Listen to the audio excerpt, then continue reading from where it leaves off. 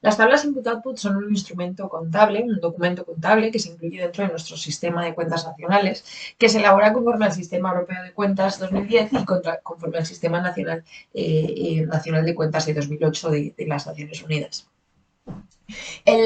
Las tablas input-output en particular lo que hacen es revelar información de carácter exhaustivo sobre algunas macromagnitudes desagregadas por sectores de producción. En concreto, reflejan los diferentes elementos del valor añadido y el valor de los consumos intermedios para cada rama de producción, así como el destino intermedio y el destino final para cada rama de producción.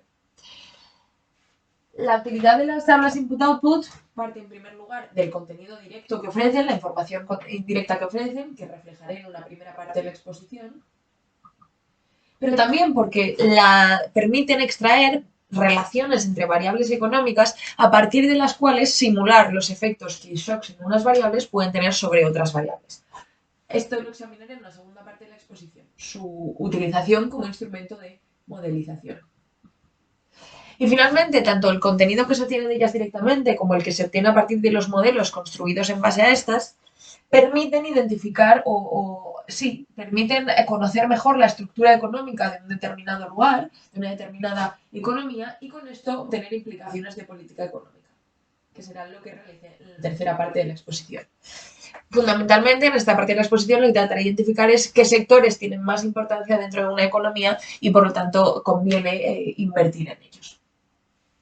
Comenzando, hay que decir que las tablas input-output se remontan al fisiócrata Quesnay, un autor francés que ya trató de identificar o de plasmar a través numéricamente el flujo del valor de la renta de una economía y cómo pasaba entre diferentes sectores productivos. En su caso, tratando de reflejar cómo la mayor parte del nivel del valor añadido se creaba en el sector agrícola.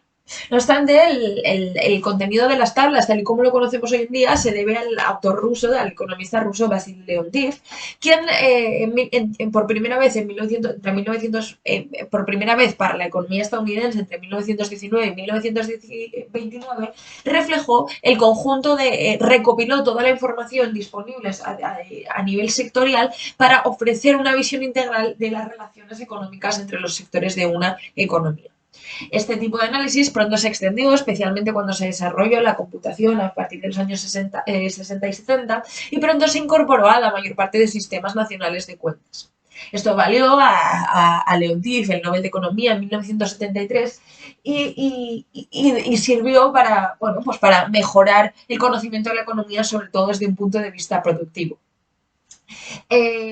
A día de hoy probablemente este instrumento es más importante que nunca, puesto que las cadenas de valor se han complejizado, se han alargado cada vez más y se han internacionalizado cada vez más. Y tenemos un ejemplo muy concreto en la Unión Europea. La Unión Europea tiene ahora la voluntad de mejorar su autonomía estratégica.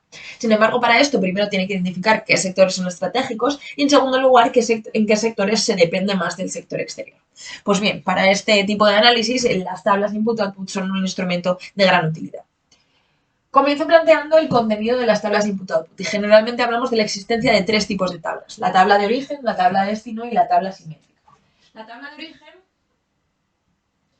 de origen parte de una matriz en cuyas filas representan cada una un producto y cuyas columnas representan cada una rama de producción. Podríamos decir, a grosso modo, distinguir entre bienes agrícolas, bienes industriales y servicios, aunque evidentemente son mucho más detalladas en la práctica que estas. Para cada elemento de esta matriz refleja el volumen de un producto que es imputable, o el valor de la producción de cada uno de los productos que es imputable a cada rama, y concretamente lo hace a precios básicos. Si a cada valor de la producción a precios básicos se le añaden, que es la suma horizontal, se le añaden los márgenes y los impuestos, los márgenes que pueden venir tanto de la distribución comercial como de los costes de transporte, obtenemos el nivel de producción a precios de adquisición.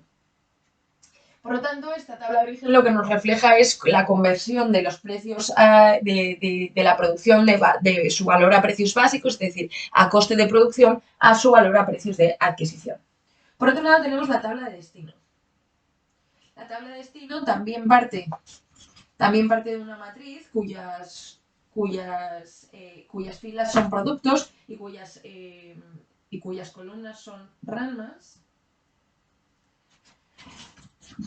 pero en cuyo contenido difiere de la tabla de origen, puesto que en cada elemento de esta matriz lo que se refleja es el valor de la producción de un determinado producto que se destina a una determinada rama como consumo intermedio.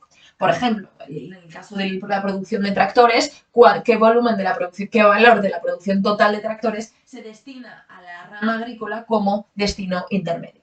A la suma de todos los destinos intermedios se obtienen en una columna para cada producto y se le añaden los destinos finales al consumo, la formación bruta de capital, cuántos tractores se destinan directamente a consumo final o a formación bruta de capital,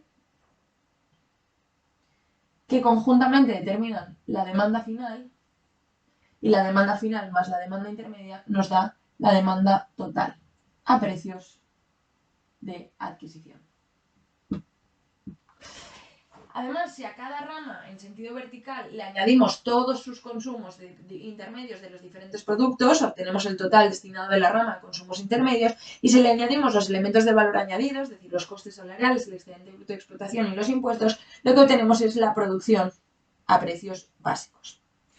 Hay que decir que el total de la demanda a precios de adquisición se debe igualar a la oferta a precios de adquisición de la demanda de la tabla de origen, y el total de la producción a precios básicos tiene que ser igual al que habíamos obtenido en la tabla de origen. Si la tabla de origen lo que nos mostraba es el paso del valor a precios básicos hasta el valor a precios de adquisición, la tabla de destino lo que nos refleja es para cada producción los diferentes destinos que tienen en la economía, ya sean destinos intermedios o destinos finales. Y al mismo tiempo nos desglosa para cada rama los diferentes componentes del valor añadido y consumos intermedios. Finalmente, la tercera tabla, que es la que va a servir de base para la modelización posterior, es la tabla simétrica. La tabla simétrica es una suerte de tabla de destinos en la que solamente se reflejan valores a precios de adquisición, a precios básicos. Y en la que, tanto en columnas como en filas, tenemos únicamente ramas de producción.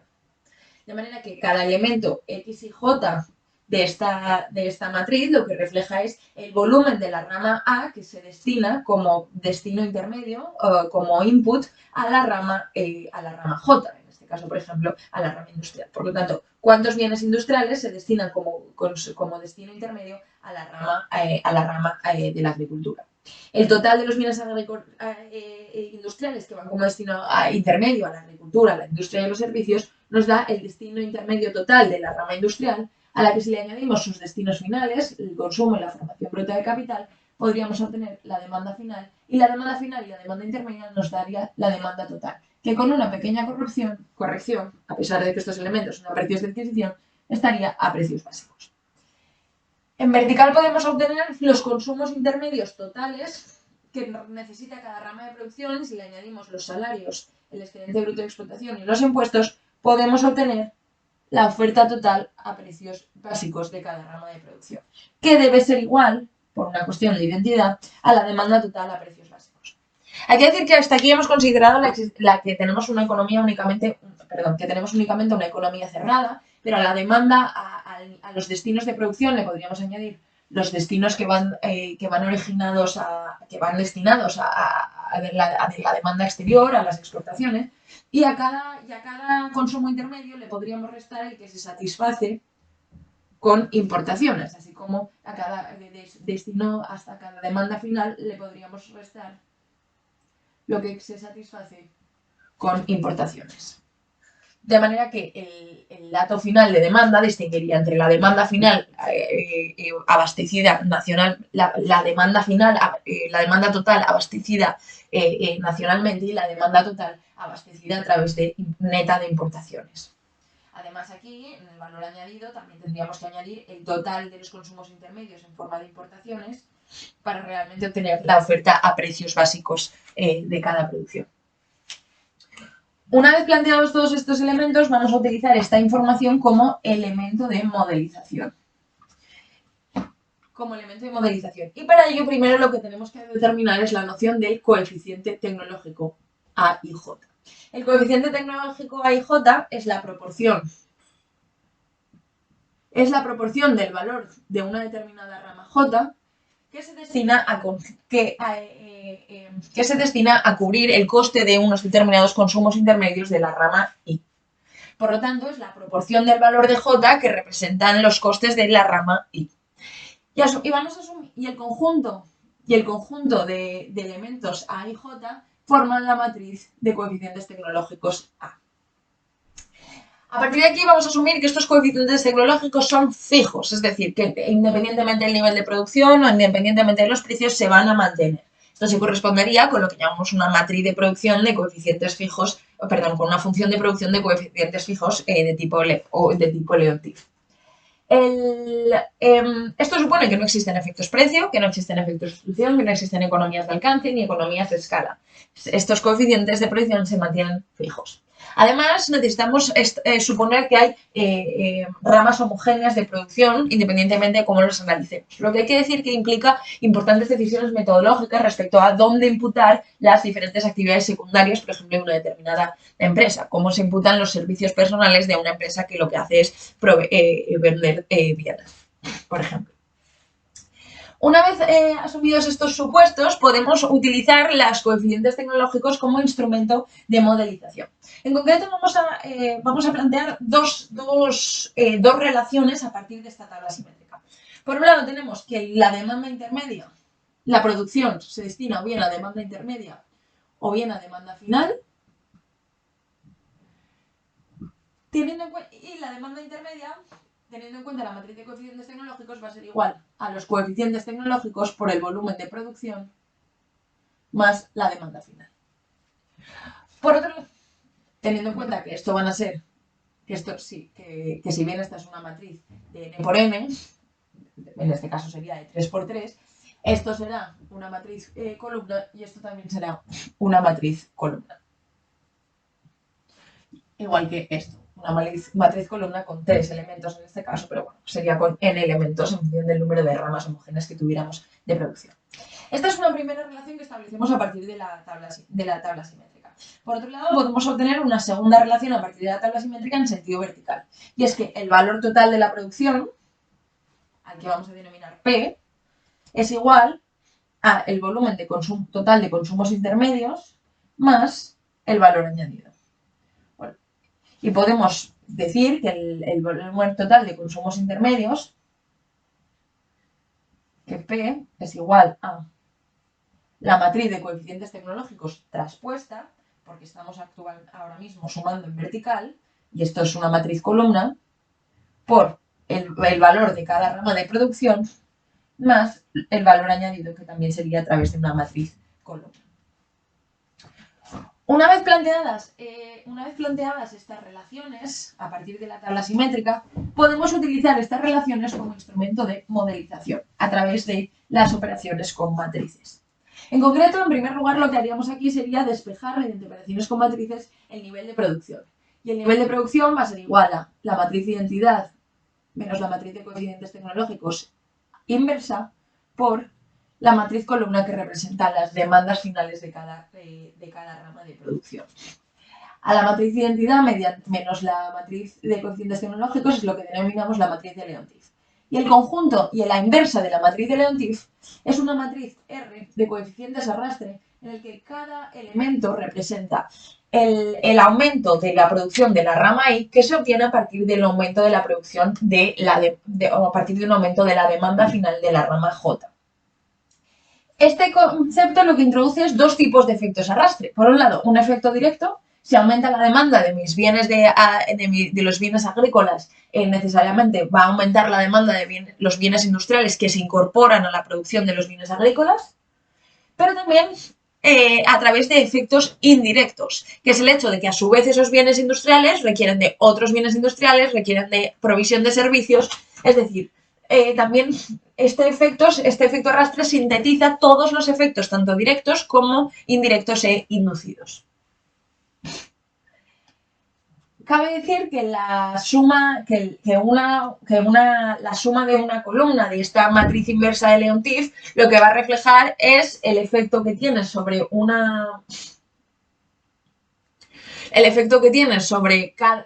nivel total de producción, sobre la producción sobre el nivel total de producción, el aumento de la demanda de una determinada rama. Mientras que la suma de una determinada fila de las matrices de Leontief refleja el efecto que tiene sobre sobre el nivel de producción, el aumento en una unidad de la demanda final de cada uno de los factores, de cada uno de los sectores, perdón. Del mismo modo, podemos hacer lo mismo con los precios. Podemos despejar la matriz columna de precios y obtenemos que la matriz de precios será igual a la matriz identidad menos la matriz de coeficientes tecnológicos transpuesta a inversa por el valor añadido, la columna que representa los elementos del valor añadido, es decir, el salario, el excedente bruto de explotación y la importación si queremos y los impuestos si se quiere. Pues bien, a partir de aquí, cada elemento de esta matriz P y J lo que representa es el efecto que tiene un aumento en tanto por uno del valor añadido sobre los precios de una determinada rama. En el caso de J representa el aumento del valor añadido, por ejemplo, el aumento del valor añadido de la rama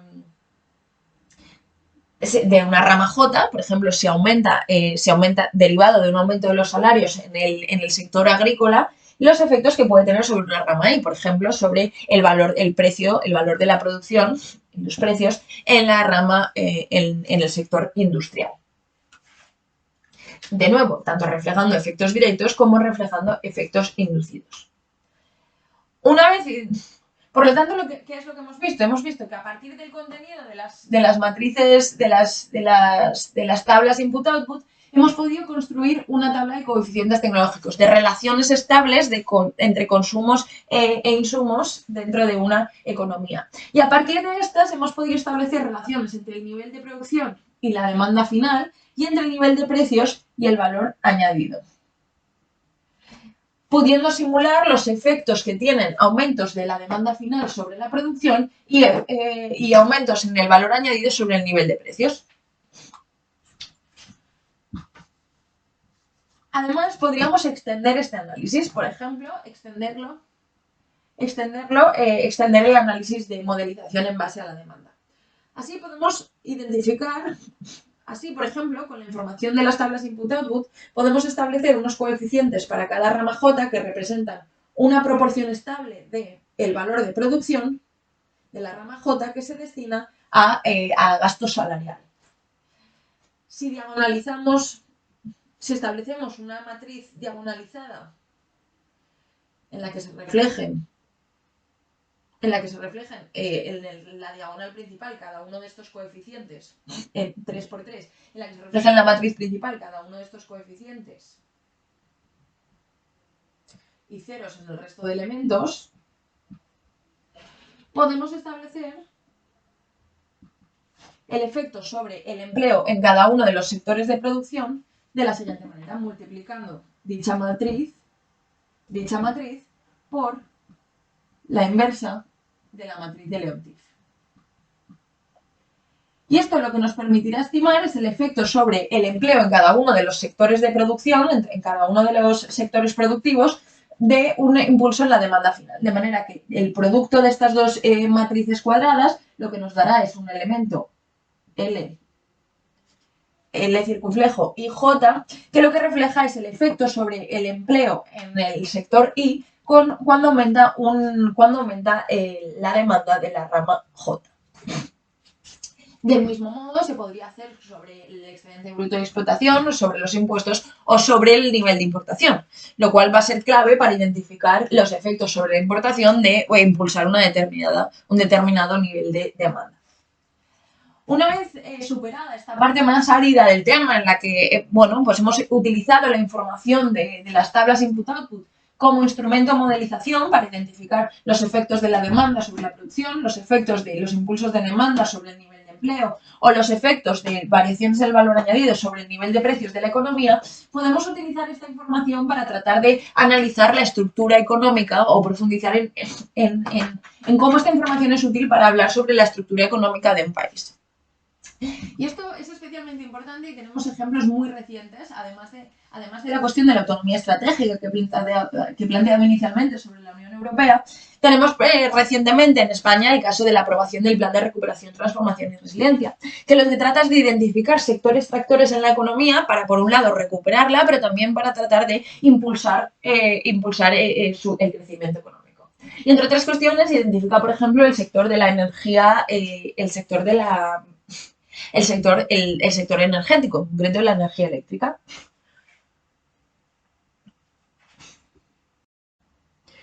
Pues bien, cabe preguntarse qué instrumentos nos dan las tablas input-output y todo lo explorado para identificar un sector concreto como un sector adecuado para impulsar la economía. Una segunda, sin embargo, esto también tiene una gran importancia desde la perspectiva de los países en desarrollo. Los países en desarrollo a menudo afrontan lo que llamamos una trampa de pobreza, es decir, en estadios iniciales de renta no tienen capacidad para ahorrar, puesto que toda su renta se destina a consumo.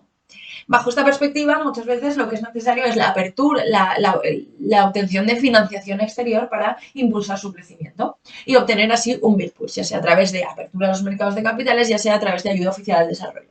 Pero una vez que entran esos capitales, hay que tomar una decisión sobre cuál es la mejor manera de impulsar el crecimiento, es decir, si es mejor de impulsar el crecimiento. Está claro que la solución pasa por la acumulación de capital, tal y como nos muestran modelos como el modelo de Solow, pero lo cierto es que hay que decidir en qué sector se acumula ese capital. Mientras que este tipo de debate se desarrolló especialmente a partir de los años 50 entre dos importantes economistas que trabajaron sobre todo bajo el auspicio del Banco Mundial, como es el caso de Curry y Hirschman. Mientras que Curry defendía un crecimiento equilibrado, un impulso paralelo de todos los sectores económicos para garantizar para garantizar la permeabilidad del impulso hacia el total de la economía, Hirschman defendía que era mucho más eficiente un crecimiento desequilibrado, es decir, concentrarse en aquellos sectores que en esa economía fuesen especialmente importantes. Y para esto consideró que había que adaptarse a cada economía, conocer su estructura productiva y a partir de ahí identificar qué sector estaba más preparado para llevar a cabo, para liderar ese impulso económico. Esto propició toda una literatura de identificación de los sectores más relevantes dentro de una economía. En primer lugar, y veremos que esta literatura va a utilizar la información presentada en las tablas input-output y la modelización planteada. En primer lugar, me gustaría presentar la aportación de 1953 de Chenery y Watanabe. Estos autores lo que proponen es, por un lado, identificar aquellos sectores cuya demanda intermedia respecto a su demanda total es mayor que la media del resto de sectores. Para identificar la demanda intermedia se obtendrá directamente de las tablas input-output la suma de todos los consumos, de todos los destinos intermedios a nivel horizontal sobre el total de la demanda total, información que también se obtiene de las tablas input-output. Por otro lado, esto permitirá caracterizar los sectores en sectores de demanda intermedia frente a sectores de demanda final. Por otro lado, proponen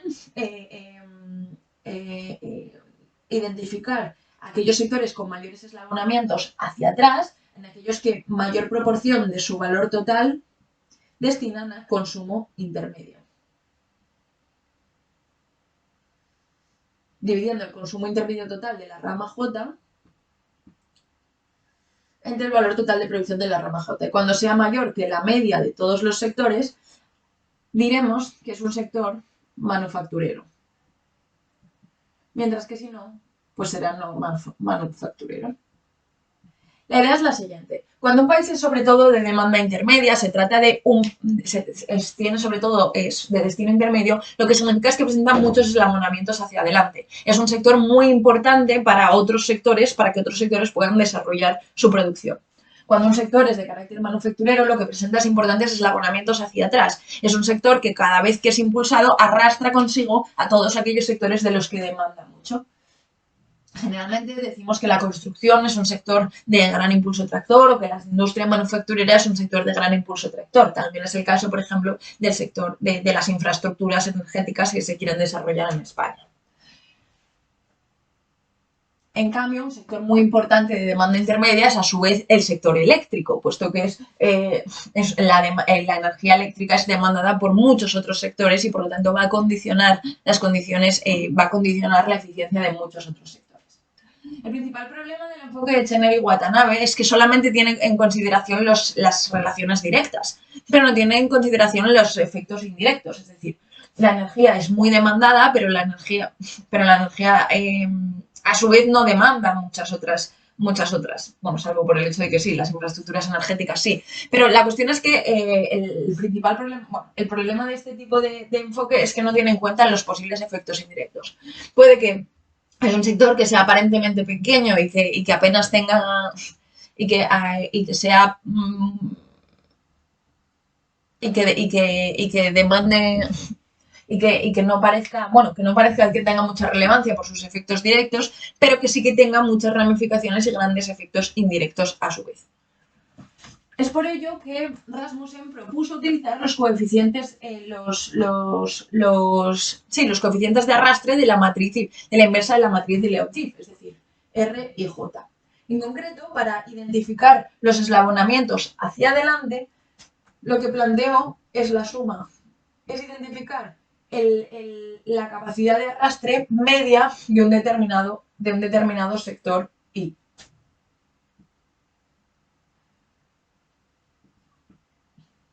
Para todos su demanda, la media de sus efectos de arrastre de un determinado sector I para cada sector J, hasta M. Después propone comparar esto con la media para todos los sectores, es decir,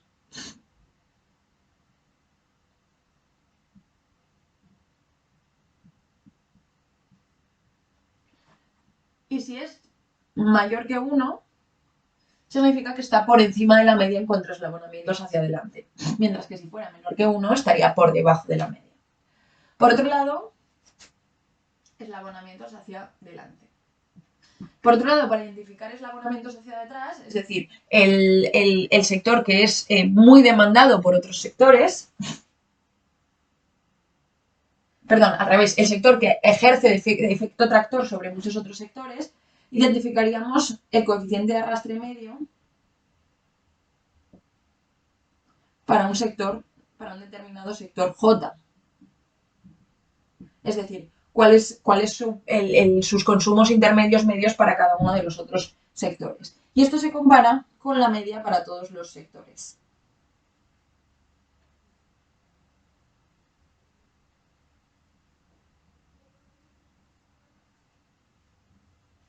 Si es mayor que 1, presenta especiales efectos de los eslabonamientos hacia atrás. A partir de aquí podemos hacer una caracterización de los diferentes sectores económicos en función de sus elementos hacia atrás o hacia adelante. Si presenta grandes eslabonamientos hacia atrás, si presenta pocos eslabonamientos hacia atrás y pocos eslabonamientos hacia adelante, hablamos de un sector que es de carácter independiente. Por otro lado, si presenta grandes eslabonamientos hacia atrás y pocos eslabonamientos hacia adelante, hablamos de un sector que es impulsor. Si presenta grandes eslabonamientos hacia adelante y pocos eslabonamientos hacia atrás, estamos ante un sector estratégico. Y finalmente, si presenta grandes eslabonamientos en ambos sentidos, estamos ante un sector clave. Estos sectores son los que queremos impulsar para que no haya cuellos de botella en la economía, porque van a condicionar la competitividad de todo el resto de sectores. Y estos son los sectores que queremos impulsar para tratar de generar un efecto tractor y así multiplicar el efecto. Por ejemplo, para multiplicarlos, para maximizar los multiplicadores fiscales. Si además encontramos un sector que haga más cosas, pues mejor que mejor. A modo de conclusión, me gustaría indicar... Bueno, ya está.